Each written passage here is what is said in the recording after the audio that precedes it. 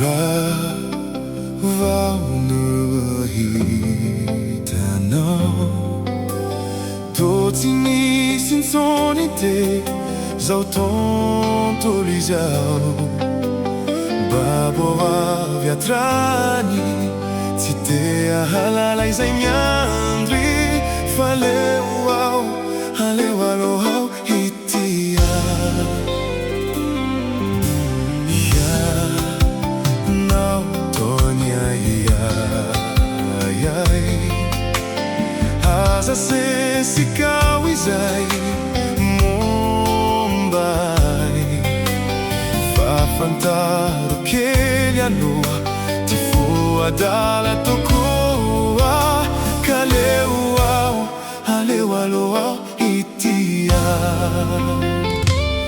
anao izao anie tsy taitra fotsiny amizao fa tena tianao aho matosay mitalao aza die matahotra loatra izay ho avy fa inaihazaina daholo alamina avokoa fa izao aloha Avelao Aho Hitia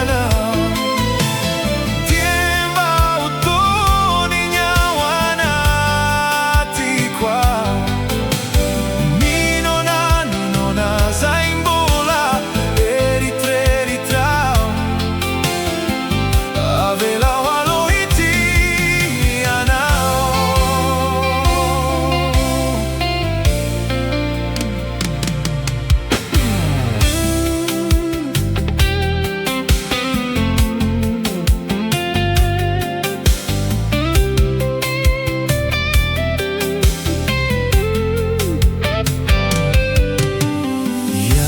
ianao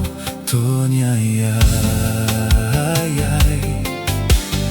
aza sesikao izay mombay fafantaro kely aloha